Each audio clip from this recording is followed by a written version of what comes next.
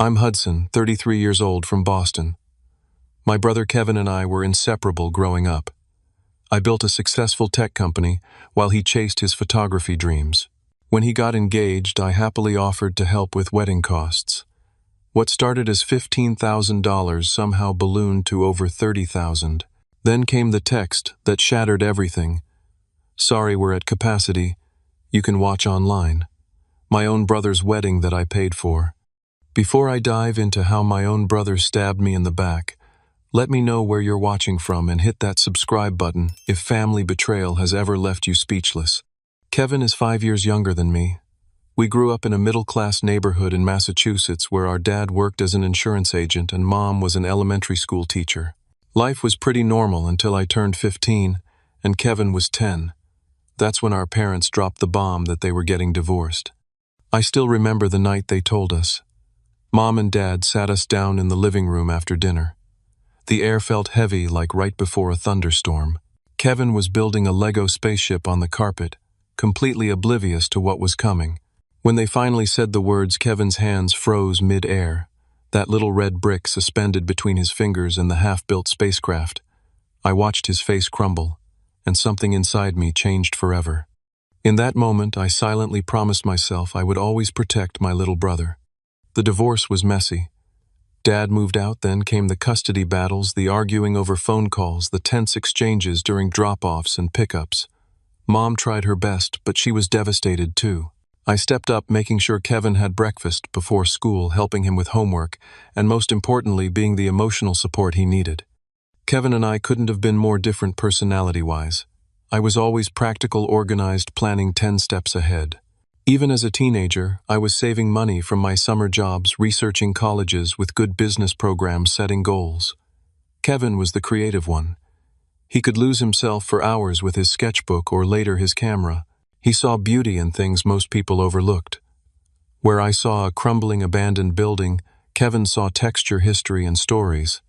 I admired that about him. When I graduated high school, I got a partial scholarship to a state university, but still needed to cover living expenses. I worked 2 jobs during college, one at the campus bookstore during the day, and waiting tables at night. It was exhausting, but I was determined to build a future for myself. Despite my busy schedule, I made time for Kevin. Every Sunday I'd drive home to have dinner with him and Mom, and those car rides back and forth became our special time. Kevin would tell me about his photography projects, the girls he liked, the teachers who were giving him a hard time. I was more than a brother, I was his confidant. During my junior year of college, Kevin started talking about art school. He had genuine talent, but art school is expensive, and Mom was already stretched thin financially. Dad had remarried and had a new family by then, sending child support but not much else.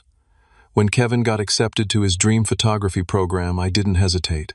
I increased my work hours, took out additional loans, and contributed $3,000 each semester toward his tuition. "Why are you doing this?" Kevin asked me once when I handed him a check for books and supplies. "Because you're my brother," I said simply, "and because you'd do the same for me."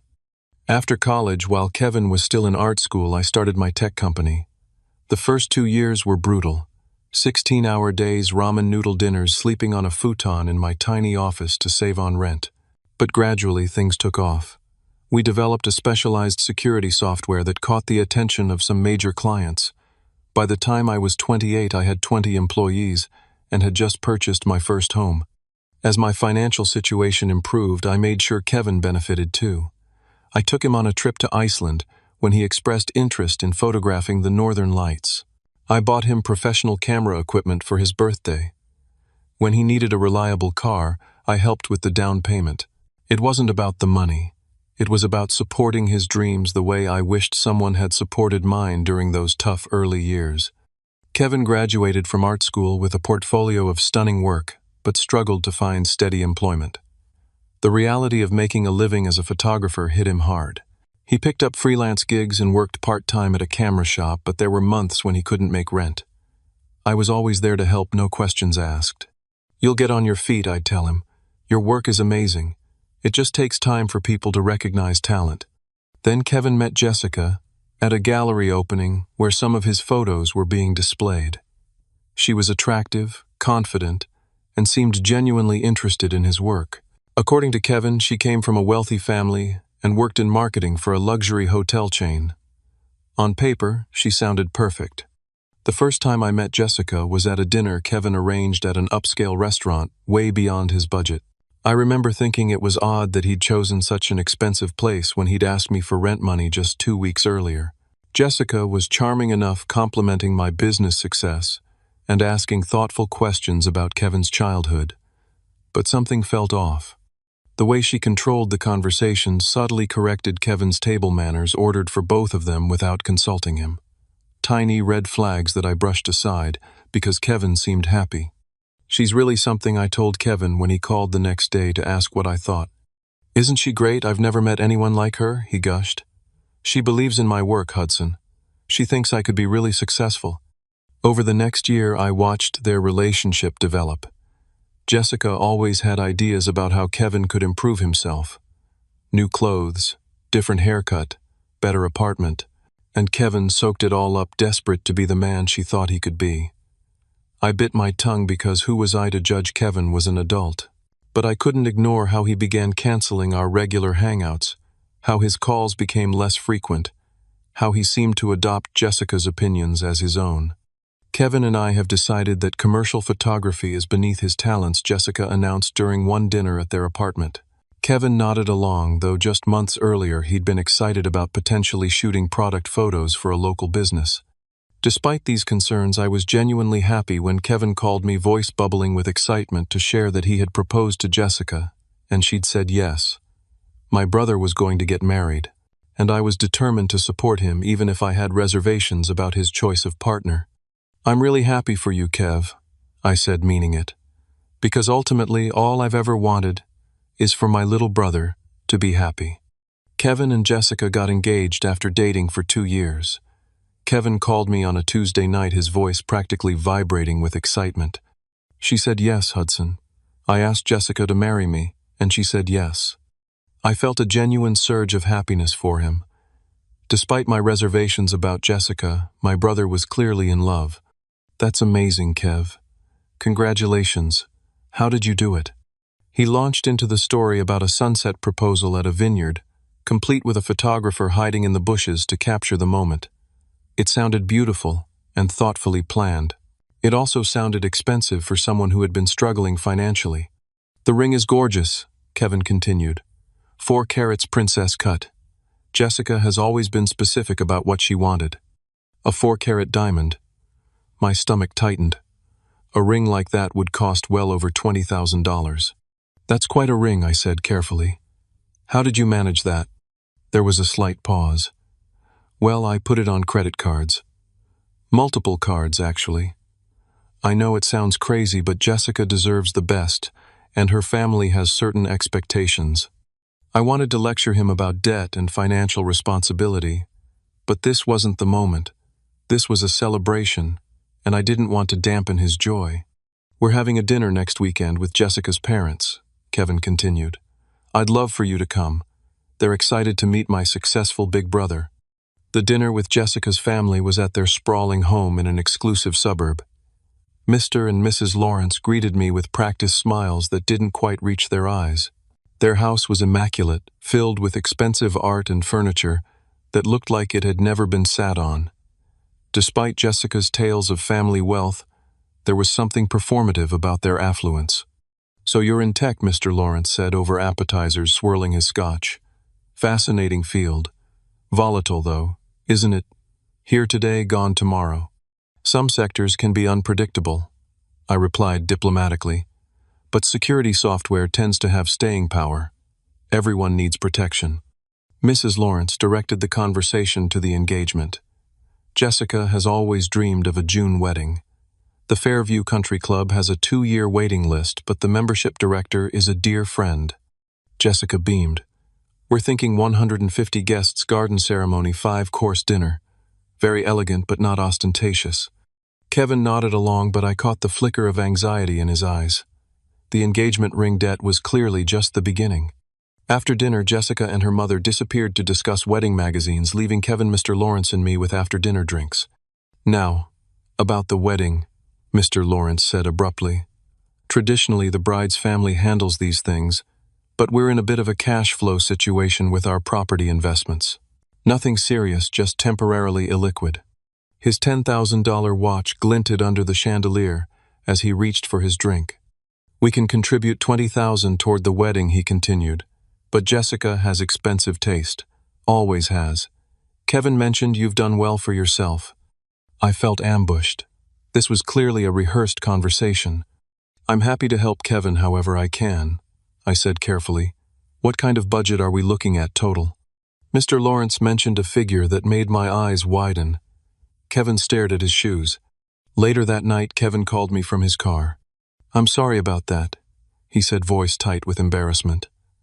I had no idea her dad was going to put you on the spot like that. It's okay, Kev. But we need to be realistic about what this wedding is going to cost. Have you and Jessica discussed a budget? His sigh was heavy. She says we can do it for around $50,000. Her parents will put in $20,000. I've saved about $5,000, which leaves $25,000 I finished for him. That's a lot of money, Kevin. I know. And I would never ask, but her family has these expectations and I don't want to disappoint her. This is her dream wedding. I thought about all the times Kevin had been there for me before I found success. How he believed in my business when everyone else thought I was crazy to quit my stable job. How he helped me move into my first office assembling furniture until 3 a.m. I'll take care of it, I heard myself say. This is your big day. Let's budget $15,000 from me to start and we'll see where we are as plans develop. Kevin's relief was palpable. You're the best brother anyone could ask for. I swear I'll pay you back someday. We started with reasonable wedding plans. Jessica found a charming boutique hotel with a rooftop garden for the ceremony and reception. The initial quote came in at $38,000 for 100 guests, including food, drinks, basic decor, and photography. See, under budget, Kevin said proudly when he showed me the proposal. But then the changes began. Jessica decided the hotel wasn't prestigious enough. The photographer wasn't renowned enough. The florist couldn't provide the exotic blooms she envisioned. With each change, the budget expanded. The Fairview Country Club had a cancellation, Jessica announced during a planning lunch, her eyes sparkling. We can get the grand ballroom for June 25th. That's wonderful, Kevin said, squeezing her hand. But what about the deposit we put down at the hotel? Jessica waved dismissively. We'll lose it, but this is so much better. The Fairview is where all the best weddings happen. I watched my brother's face, seeing his conflicted expression. He wanted to make Jessica happy, but he also knew what this change would mean financially. How much more are we talking? I asked directly. Jessica's smile tightened, just slightly. About $12,000 more for the venue. But it includes so much more, and the prestige factor alone. So we're now at $50,000 total, I clarified. Around that, she admitted. But we can trim other areas. Those other areas never seemed to get trimmed. Instead, more expenses piled on. Custom invitations with wax seals and hand calligraphy. A designer wedding dress from New York. A 10-piece band instead of a DJ. The $15,000 I had initially committed gradually increased to $20,000. Then $25,000 and finally $30,000. Meanwhile, I noticed Jessica subtly isolating Kevin from his friends and even some family members. His college roommate Marcus, once a fixture at our family gatherings, was suddenly a bad influence. Kevin's cousins on our mom's side were too provincial for the wedding guest list. Kevin's weekly photography meetup was dismissed as amateur hour. Don't you think you're letting Jessica make all the decisions? I asked Kevin during a rare moment alone after he mentioned that his best friend since childhood might not make the final guest list. She knows what she's doing, Kevin defended. Her family moves in these social circles. This wedding is important for our future. Your future? As what, a society photographer? Kevin's face hardened. You don't get it, Hudson. Jessica believes in me. She's introducing me to people who can actually advance my career. The distance between us grew. Kevin started making excuses to cancel our regular brother dinners. When I invited him to my company's anniversary party, he texted an hour before to say Jessica wasn't feeling well. Yet I saw posts on social media of them at a gallery opening that same night. Jessica's attitude toward me shifted too. Gone was the charming woman. who had seemed so interested in my business and my relationship with Kevin. In her place was someone increasingly cold and dismissive. At a cake tasting I was invited to, she barely acknowledged my presence, speaking primarily to the baker and occasionally to Kevin. I thought the lemon cake was nice, I offered at one point. Jessica smiled thinly. We're looking for sophisticated flavors, not something from a children's birthday party. The tension reached a breaking point when the final venue payment came due. $12,000 to secure the Fairview Country Club. By this point I had already contributed $18,000 toward various deposits and vendors. This final payment would bring my total to $30,000, twice what I had initially agreed to. I know it's a lot, Kevin said apologetically when he called to remind me about the payment deadline. But everything's set now. No more changes or additions. I wanted to believe him. I wanted to support his happiness. So I agreed to make the final payment scheduled for the week before the wedding. What I didn't know then was that while I was opening my wallet, Jessica was closing the door on my invitation. Over the 6 months of wedding planning, Kevin's behavior changed dramatically. The brother who once called me almost daily now took days to respond to texts. Our Sunday tradition of watching football games together disappeared entirely. I made repeated attempts to maintain our connection, inviting him for dinners, offering to help with wedding tasks, suggesting we grab a beer just to catch up. Sorry, busy with wedding stuff became his standard response, delivered via brief text messages, hours or sometimes days after I reached out. My 33rd birthday fell 3 months before the wedding. In previous years, Kevin had always made a big deal of my birthday, planning surprises or at minimum spending the day with me. This year I received only a text message at 9 p.m. Happy birthday, bro. Hope it was a good one. When I called him, the conversation was strained. I was hoping to see you today, I said, trying to keep disappointment from my voice. Yeah, sorry about that. Jessica's parents invited us to their country club for dinner. Couldn't really say no. On my birthday. You couldn't say no on my birthday. Kevin sighed. Don't make this a thing, Hudson. It's just a birthday. We'll celebrate another time. That promised celebration never materialized. At the few family gatherings where I did see Kevin and Jessica together, her controlling behavior was impossible to ignore. She would answer questions directed at Kevin. She would place a hand on his arm when she disagreed with something he was saying, a subtle signal that would immediately make him change course. She controlled what he ate, reminding him he was watching his carbs when he reached for bread. She even selected his clothes, once making him change his tie in the car because it sent the wrong message. Our mother noticed too. Kevin seems different, she commented after an uncomfortable Sunday lunch where Jessica had dominated the conversation and repeatedly interrupted Kevin, almost like he's afraid to speak freely. I've noticed the same thing, I admitted. During that lunch, I overheard a conversation I wasn't meant to hear. I had stepped outside to take a business call and was returning through the patio doors when Jessica's voice, sharp and cutting, reached me. Your brother thinks he's so important just because he has money. It's new money though, isn't it? No class, no taste. The way he dresses, the way he talks about his business constantly. It's embarrassing. I froze out of sight but within earshot. Hudson's not like that, Kevin defended weakly. He's just proud of what he's built. Well, he shouldn't be giving advice about our wedding. He's never even been married. Probably never will be with that personality. I quietly backed away, then made a noisy approach so they would hear me coming. The fake smile Jessica gave me when I rejoined them made my stomach turn. Later that week, I invited Kevin for lunch, determined to address the growing distance between us. I miss you, man, I said simply when we were seated. It feels like you're disappearing from my life. Kevin looked genuinely pained. I'm just busy with the wedding and trying to build my photography business. Jessica's helping me with contacts. Is she? Because it seems like she's isolating you from everyone who cares about you. Your friends, our family, me.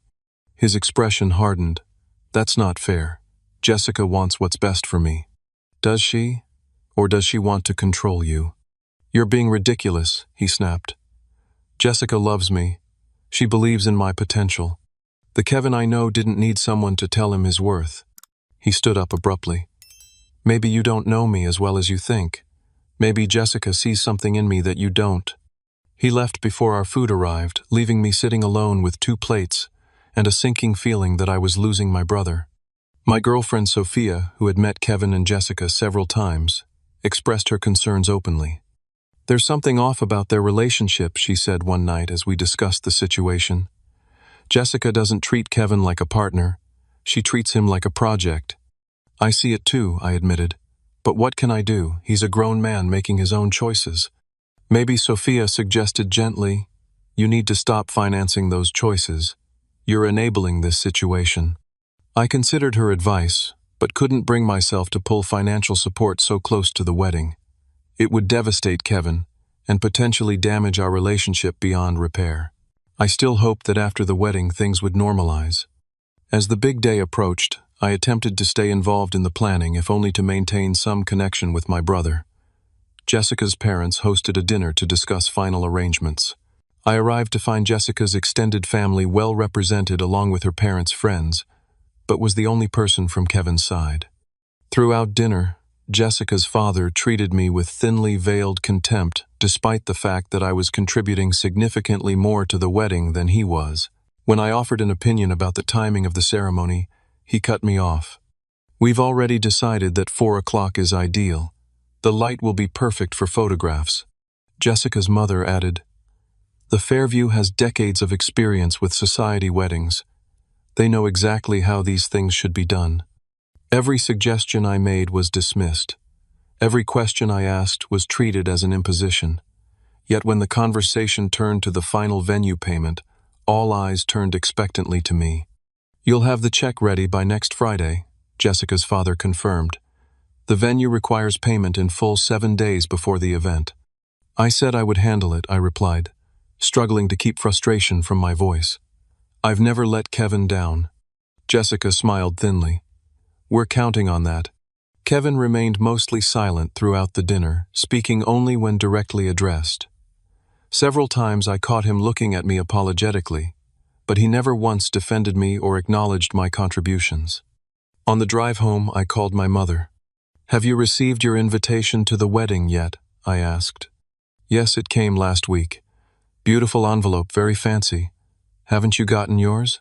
A small alarm bell rang in my head. "Not yet. I'm sure it's coming." But as another week passed with no invitation, that alarm bell grew louder. I tried to rationalize it. Maybe they assumed I didn't need a formal invitation since I was so involved in the planning. Maybe mine was being hand-delivered for some reason. Maybe there was a mail issue. I texted Kevin, "Hey, haven't received my wedding invitation yet. Should I be concerned?" Hours later he responded, "Jessica's handling the guest list stuff. I'm sure it's fine." His vague response did nothing to ease my growing unease.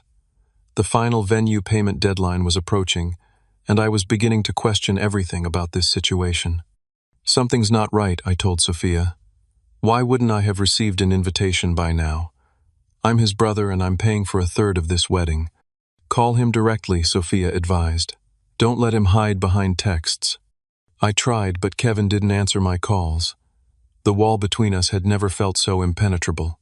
The week before the wedding arrived and I still hadn't received an invitation. I had nearly convinced myself it was some sort of oversight when I got a text from Blake, my college roommate, who had also been close with Kevin. "Looking forward to seeing you at Kevin's wedding on Saturday. It's been too long, man." My heart sank. I called Blake immediately. "When did you get your invitation?" I asked, without preamble. "About a month ago," Blake replied, confusion in his voice. "Haven't you gotten yours? You're the best man, right?" I wasn't the best man. Kevin hadn't even asked me to be in the wedding party. The realization hit me like a physical blow.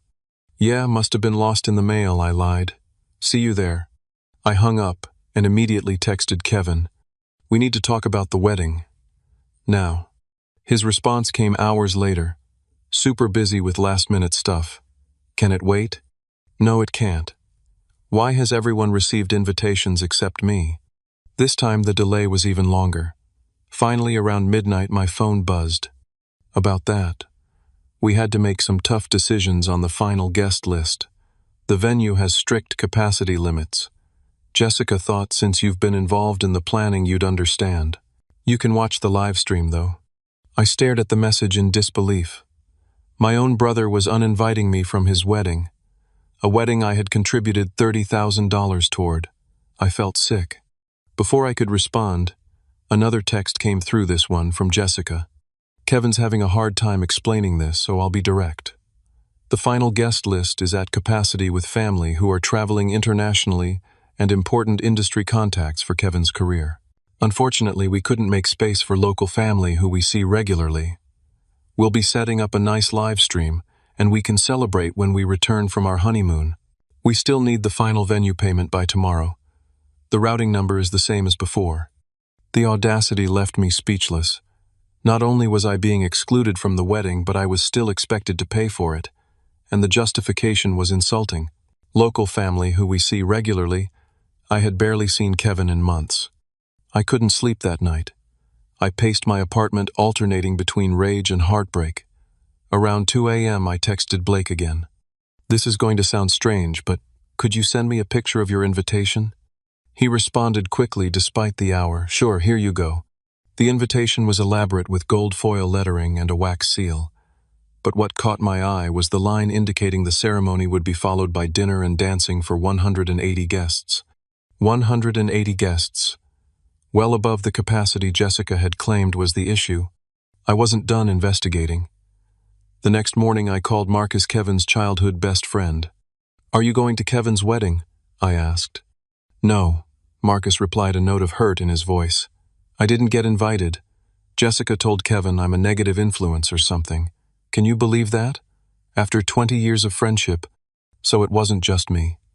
Jessica had systematically eliminated people who had been important to Kevin, people who might question her influence over him. Later that day, I received another blow. A mutual friend who was attending the wedding sent me a photo of the seating chart he'd seen at the rehearsal dinner. Jessica's extended family occupied multiple tables. Even distant cousins she barely knew had seats. There were tables for her parents' business associates, for her college sorority sisters, for people Kevin had never even met. But there was no place for me. No place for the brother who had helped raise him. No place for the person who had contributed $30,000 to make this day possible. The final straw came that evening. A text from Jessica. Just following up on the final venue payment. The Fairview needs to receive it by noon tomorrow, or we risk losing the reservation. It would be such a shame after all this planning. No acknowledgement of the situation. No appreciation for what I'd already contributed. Just a demand for more money. Kevin texted an hour later. Sorry, bro, it's complicated. Jessica thinks it's best this way. I'll make it up to you. I sat in my darkened living room, phone in hand, a storm of emotions washing over me. Betrayal, anger, grief. The brother I thought I knew would never treat me this way. The Kevin the first had protected and supported would never exclude me from one of the most important days of his life. Sophia found me there, still sitting in the dark, when she came over later. They don't want me at the wedding, I told her, my voice hollow. But they still want my money. She sat beside me, taking my hand in hers. What are you going to do? I thought about all the sacrifices I had made for Kevin over the years. The extra jobs I took to help with his tuition.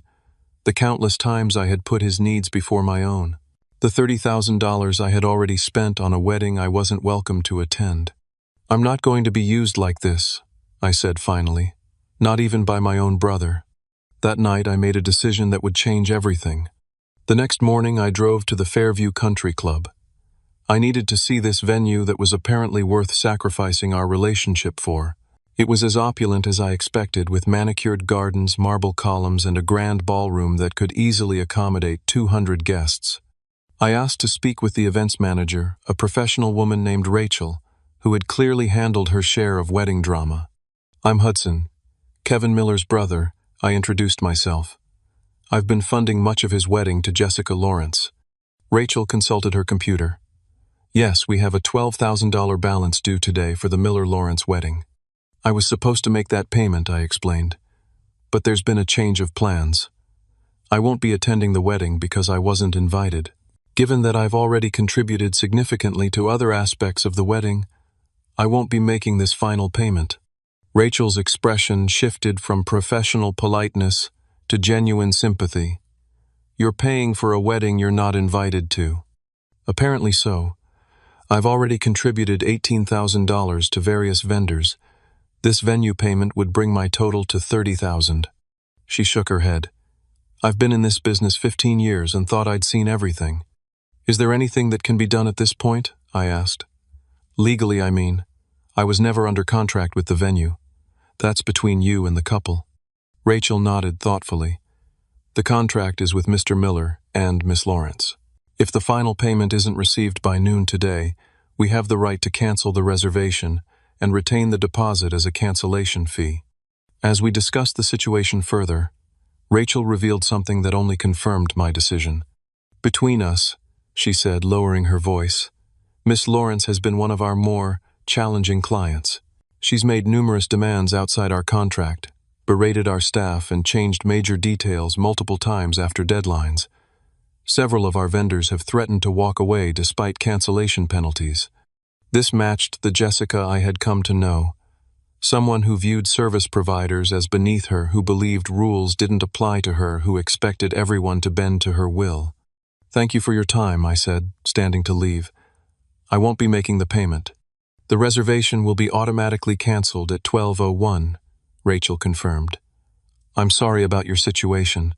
Family weddings can bring out the worst in people sometimes. On the drive home, I crafted a simple text to Kevin.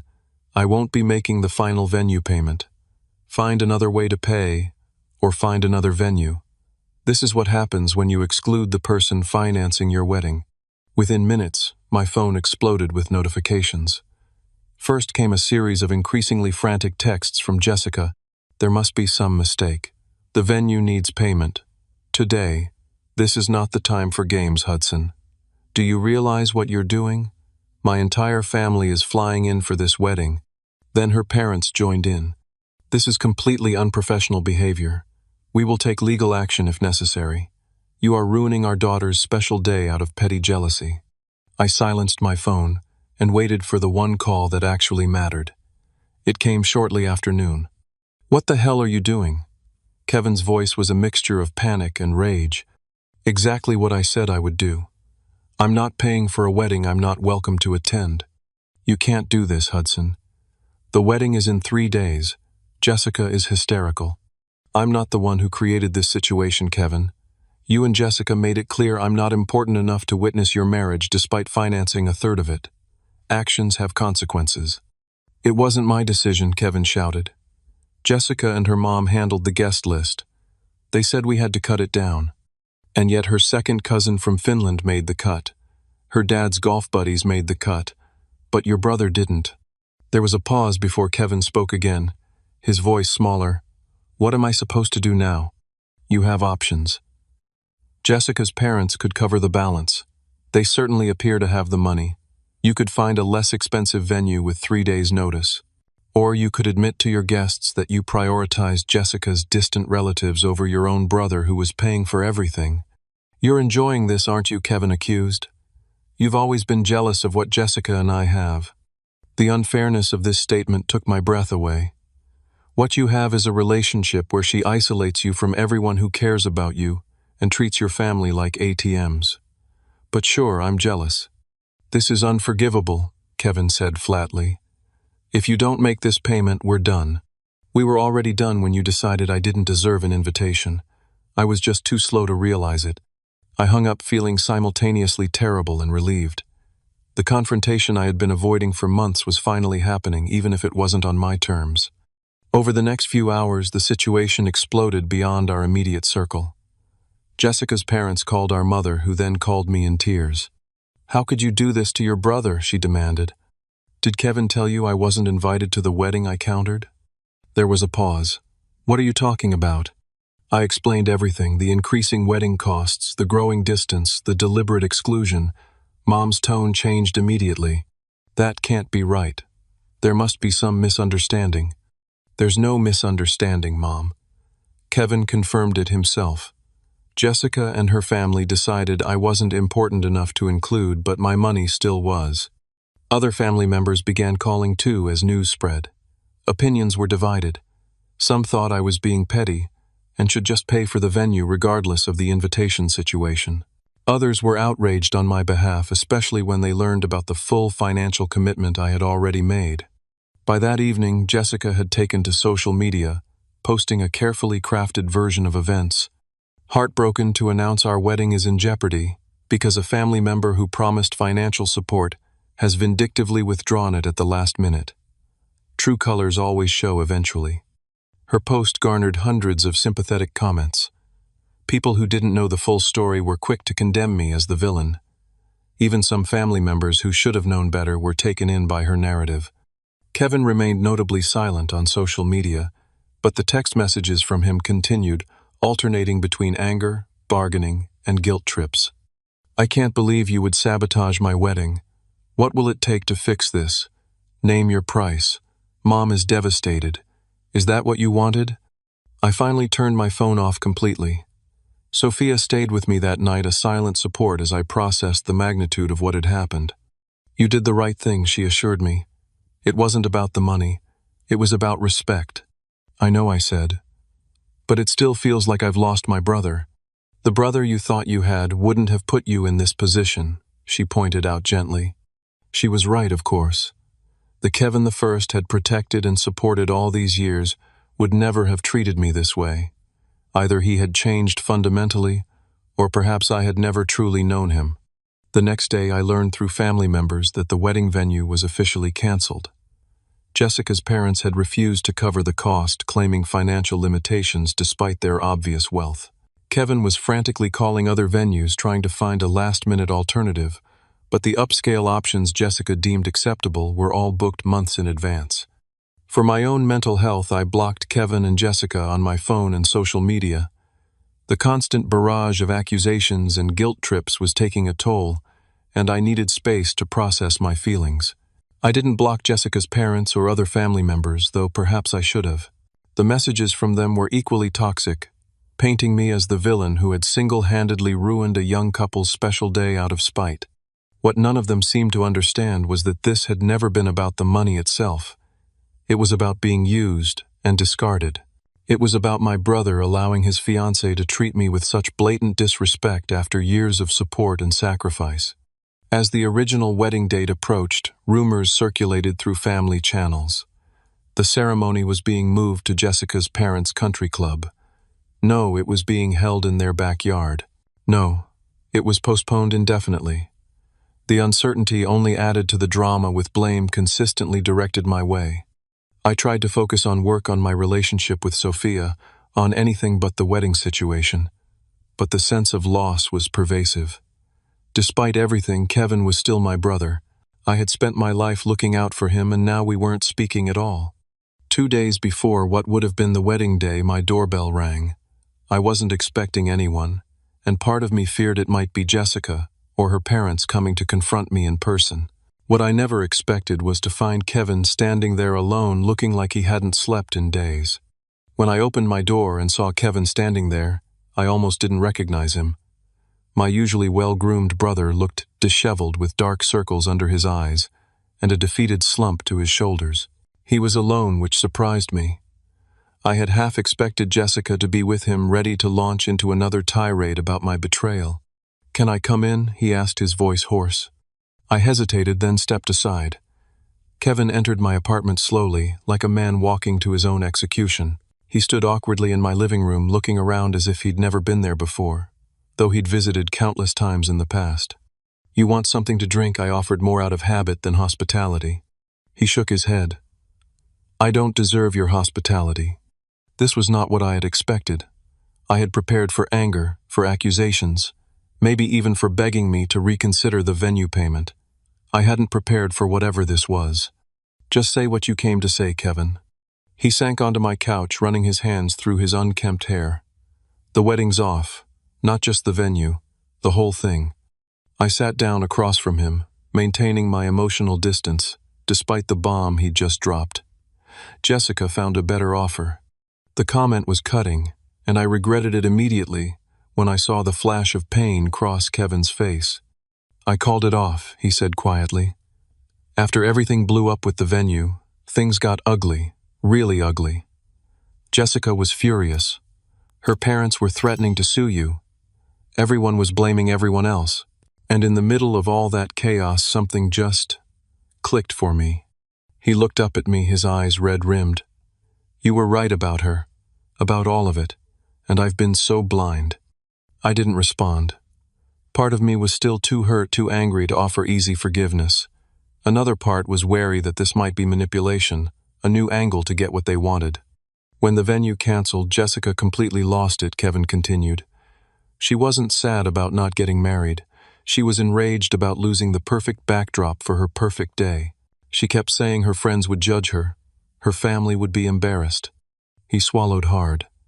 When I suggested we could have a smaller ceremony somewhere else, just focus on us getting married rather than all the trappings, she looked at me like I was insane. That's when I started to see clearly for the first time in 2 years. "What exactly did you see?" I asked cautiously. "That she never loved me, Kevin," said his voice breaking. "She loved the idea of molding me into what she wanted. She loved having a photographer husband who could document her perfect life for social media. She loved the story of finding a diamond in the rough and polishing him up." He wiped at his eyes angrily. "And when I started asking questions about the guest list, about why you weren't invited, Jessica finally told me the truth. She said she'd never intended to invite you. That excluding you was the plan from the beginning." My stomach clenched. Why would she do that? "Because you were the only person who saw through her," Kevin said simply. "She knew you had doubts about her, about us, and she couldn't control you with flattery or manipulation like she did with me. You were a threat to her narrative. So she took my money, but excluded me from the guest list." I summarized, the hurt still raw. "And you went along with it." Kevin hung his head. "I tried to push back at first, but she always had a reason. The venue capacity, the need to invite her family's business connections for my career, the desire for a balanced guest list. I knew it was wrong, Hudson. I was afraid of losing her. So instead you lost me." "Yes." The simple admission hung in the air between us, and I didn't even realize what I was giving up until it was too late. Kevin went on to explain the aftermath of the venue cancellation. When alternative venues proved too expensive or unavailable, Jessica had demanded they use my parents' modest backyard, a location she had previously dismissed as too provincial. When Kevin's suggestion of postponing the wedding was met with fury rather than understanding, he began to question everything. The final straw was finding out she'd been lying to both families, Kevin revealed.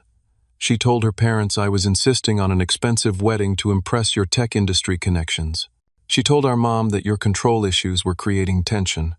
She had all these different narratives going, playing everyone against each other." I shook my head in disbelief. Classic manipulation tactic. Divide and conquer. When I finally confronted her about the lies, about excluding you, about everything, she showed her true self. Kevin looked physically ill at the memory. The things she said about you, about Mom, even about my dad. The contempt in her voice. It was like a mask falling away. He pulled out his phone, hesitated, then handed it to me. "She's been sending these since I told her the wedding was off." I scrolled through dozens of texts, each more vicious than the last. Threats, insults, emotional blackmail. The Jessica revealed in these messages was unrecognizable from the polished, charming woman who had first entered our lives. "She's threatening to tell everyone I abused her," Kevin said hollowly. "To ruin my photography career before it even starts. To make sure no one in her social circle ever hires me." I handed the phone back, a wave of protective anger washing over me. "She can't do that. We have evidence of her threats." "I know. I've saved everything." Kevin's shoulders slumped again. "But that's not even what I'm most worried about. I'm worried about what this has done to us, to you and me." And there it was. The real reason for his visit. Not the venue, not the money, not even Jessica's threats. He was here because of our fractured relationship. "You know what hurt the most," I said after a long moment. "Not the money, not even being excluded from the wedding. It was that you chose her over me, over and over again." "I know," Kevin whispered, "and I'll regret that for the rest of my life." "What about her parents' threats to sue me?" Kevin shook his head. "Empty threats. They know they don't have a case. The venue contract was between me and Jessica and the Fairview. You were never legally obligated to make that payment." We sat in silence for a while, the weight of everything that had happened pressing down on us. Finally, I asked the question that had been nagging at me. "What do you want from me now, Kevin?" He looked up, his expression raw and vulnerable. "Nothing. I don't deserve anything from you. I just came to tell you that you were right to apologize, and to let you know that I ended things with Jessica. I'm staying at Mom's for now. And the money I already spent on the wedding, I'm going to pay you back. Every cent. It'll take time, but I swear I'll do it." I studied my brother, the person I'd protected and supported since we were children. He looked broken, humbled in a way I'd never seen before. Part of me wanted to hold on to my anger, to make him earn forgiveness through years of amends. But another part recognized the courage it took for him to come here to admit he was wrong, to face me after everything that had happened. "I missed my brother," I said finally. Kevin's eyes filled with tears. "I missed you too. More than I even realized until everything fell apart. It wasn't instant forgiveness. It wasn't an immediate return to our former closeness. But it was a beginning, a crack in the wall that had formed between us." Over the next few days, the fallout from the canceled wedding rippled through our family and social circles. Jessica launched a smear campaign on social media, painting herself as the victim of a cruel betrayal. But her narrative quickly fell apart when Kevin respectfully but firmly shared his side of the story, including screenshots of her threatening messages. Jessica's parents, embarrassed by their daughter's exposed behavior and fearful of social backlash, quickly retreated from their legal threats. They offered to reimburse some of the wedding expenses in exchange for discretion, an offer Kevin accepted primarily to bring the matter to a close. I helped Kevin deal with the various vendors, explaining the situation and negotiating cancellation fees. Some were understanding, especially those who had witnessed Jessica's difficult behavior firsthand. Others required partial payment for services contracted. All told, we managed to recover about 40% of the money already spent. Most family members who had initially blamed me for the wedding debacle apologized once they learned the full story. Some remained distant, uncomfortable with the messy reality of what had happened. But those who mattered most understood and supported both Kevin and me through the aftermath. Kevin moved out of the apartment he had shared with Jessica, leaving behind the furniture and decor she had insisted they buy. He took only his photography equipment, his clothes, and a few personal items. It was a physical unburdening that matched his emotional one. "I don't even recognize the person I was with her," he confessed during one of our talks. "It's like I was under some kind of spell." "That's how manipulation works," I explained. "It's gradual. You don't realize how much you've changed until you're unrecognizable even to yourself." As the weeks passed, I watched my brother slowly reclaim himself. He reconnected with friends Jessica had deemed unsuitable. He resumed the photography style he truly loved, rather than the commercial work she had pushed him toward. He started therapy to understand why he had been vulnerable to such manipulation and how to prevent it in the future. And most importantly, he began rebuilding his relationship with me. Not with grand gestures or dramatic apologies, but with small, consistent actions. Regular check-ins, honest conversations, showing up when he said he would, listening to my perspective without becoming defensive. 1 month after what would have been his wedding day, our entire family gathered for dinner at our mother's house. It was the first time we had all been together since the wedding drama, and there was an initial awkwardness that hung in the air. During dessert, Kevin cleared his throat and stood up, glass in hand. The table fell silent. "I want to thank everyone for being here tonight," he began. "And I especially want to thank Hudson." All eyes turned to me. Many of you know that Hudson contributed a significant amount of money toward what was supposed to be my wedding. What you might not know is that he did this despite having serious concerns about my relationship, because he wanted to support me. And then when he was deliberately excluded from the guest list, he finally put his foot down.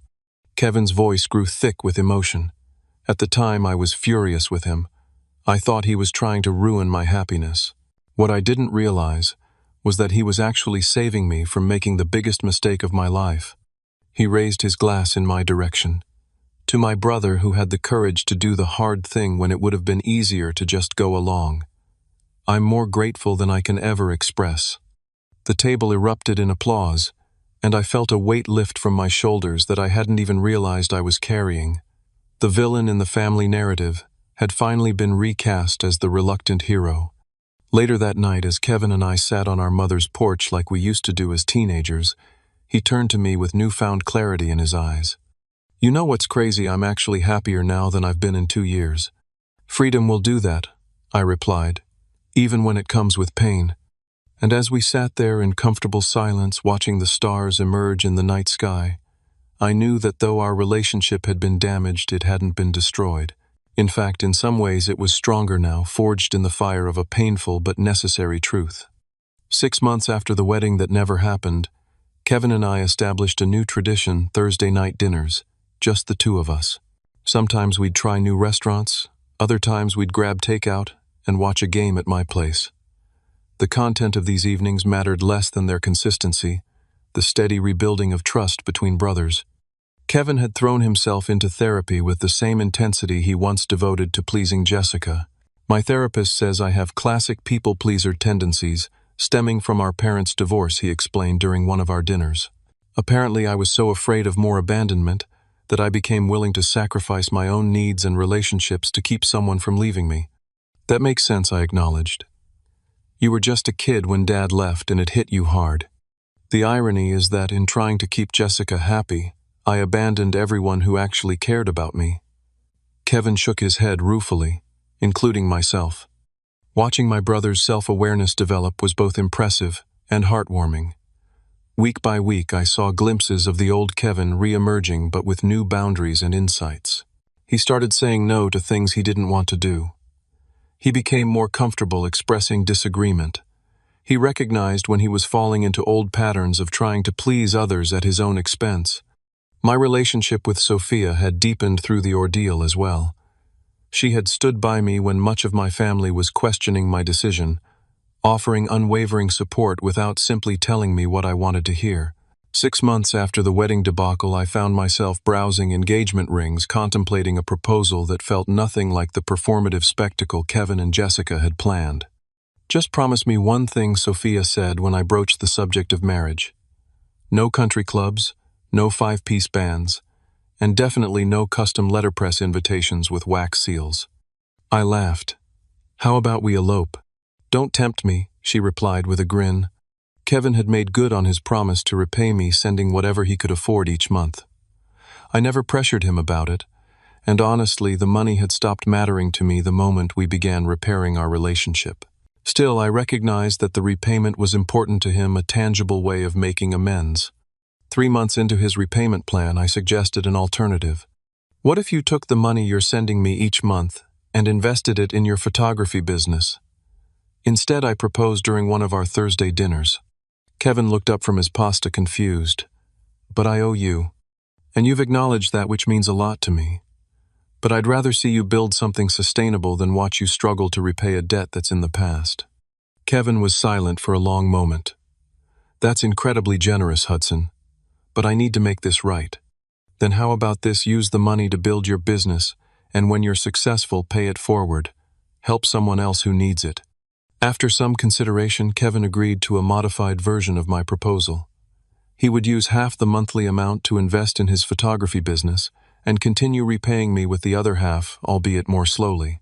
With this new arrangement, Kevin was able to purchase better equipment and take workshops to refine his skills.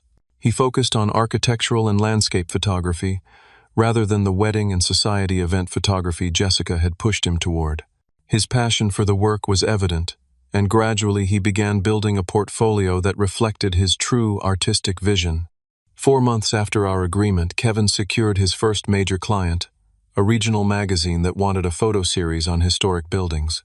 The joy and pride on his face when he shared the news was worth more than any repayment could ever be. "This never would have happened if I was still with Jessica," he admitted. "She thought architectural photography was boring.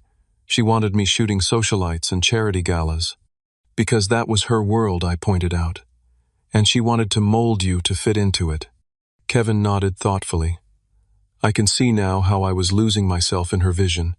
Her idea of success meant abandoning what actually made me happy." Our family dynamics had shifted as well. Initially, some relatives had been hesitant to take sides in what they perceived as a rift between brothers. But as the truth about Jessica's manipulation became clearer, most came to understand my actions and Kevin's subsequent awakening. 5 months after the canceled wedding, our extended family gathered for our cousin's birthday. It was the first large family event since the wedding drama, and there was a subtle tension in the air when Kevin and I arrived together. Our Uncle Thomas, who had been particularly critical of my decision to withdraw wedding funding, approached me during the party. "I owe you an apology," he said gruffly. I spoke out of turn without knowing the full story. "It's water under the bridge," I assured him. "No, it needs to be said." He looked over at Kevin, who was showing our young cousins how to use his camera. "That Jessica woman would have destroyed him. You saw what none of us wanted to see." Similar conversations happened with other family members as time passed. Not everyone apologized explicitly, but the narrative gradually shifted from Hudson ruined Kevin's wedding to Hudson saved Kevin from a toxic relationship. 6 months to the day after what would have been the wedding, Kevin suggested we take a weekend trip to the mountains. He had recently started dating again very casually, but wanted this trip to be just the two of us. We rented a small cabin by a lake, hiking during the day and building campfires at night. On our second evening, as we sat beside the fire watching stars reflect on the water, Kevin broached the subject we had mostly avoided in our weekly dinners. "Do you think you'll ever fully forgive me?" he asked quietly. I poked at the fire with a stick, considering the question seriously. "I think I already have, but forgetting is harder than forgiving." "What do you mean?" "I forgive you for going along with Jessica's plan to exclude me. I understand how her manipulation worked and why you were vulnerable to it, but I can't forget how it felt to realize my own brother had chosen someone else's approval over our relationship." Kevin nodded slowly. "That's fair. I wouldn't forget that either. But here's the thing," I continued. "Forgiveness isn't a one-time decision. It's something I choose every day, and every day it gets a little easier because of how you've shown up since then." "I'm trying," Kevin said simply. "I know you are. That's why we're sitting here now." We fell into comfortable silence, the crackling fire and lapping water the only sounds. After a while, Kevin spoke again. "You know what I've learned from all this?" "What's that?" "That love shouldn't diminish you. Real love expands your world. It doesn't shrink it. Jessica wanted me smaller, more controllable. But you always wanted me to grow, even when it meant growing beyond needing your protection." I looked at my brother, struck by the wisdom in his words. "That's actually profound, Kev." He laughed. "Thanks. My therapist says I'm making progress." On our last night in the mountains, we stayed up late talking about everything and nothing like we used to do as teenagers. Childhood memories, our parents' divorce dreams for the future. The conversation flowed easily without the careful navigation around sensitive topics that had characterized our early reconciliation. "I should thank you," I said as our conversation winded down. Kevin looked puzzled. "For what?" "This whole experience taught me something important too.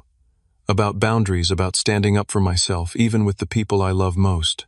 "I'm glad something good came from my massive error in judgment," Kevin said wryly. "Seriously though," I continued, "I've always been the responsible one, the one who fixes everything, who puts everyone else first. This situation forced me to prioritize my own self-respect, and that's changed how I approach all my relationships." Kevin nodded thoughtfully. "So we both grew from this disaster. Maybe that's the silver lining." When we returned to the city, our lives resumed their normal rhythms, but with a newfound appreciation for our brotherhood. Kevin's photography business continued to develop, with each success feeling like a victory we both shared. My relationship with Sophia deepened, and I found myself consulting Kevin about proposal ideas, valuing his creative input. Looking back on the wedding that never was, I sometimes marvel at how differently things turned out than anyone could have predicted. What began as a betrayal that threatened to permanently sever our relationship ultimately led to growth, authenticity, and a stronger bond between brothers. I learned that true love sometimes means saying no, that generosity without boundaries isn't really generosity at all, that standing firm in your self-worth isn't selfish, it's necessary. And Kevin learned that the right person expands your world rather than limiting it, that real support comes with honest feedback, not just blind agreement, that losing yourself to keep someone else is a price too high to pay. If you've ever faced a similar situation with family, where you had to make the difficult choice between keeping the peace and standing up for yourself, I'd love to hear your story in the comments. Was there a time when setting boundaries actually strengthened your relationship in the long run? Hit the like button if you've ever had to make a tough decision that others didn't understand at first. Subscribe if you want to hear more stories about family betrayal and the complicated path to reconciliation, and share this video with someone who might need to be reminded that sometimes the hardest decisions lead to the most necessary growth. Thank you for listening to my story, and remember that even the deepest family wounds can heal with time, truth, and the courage to begin again.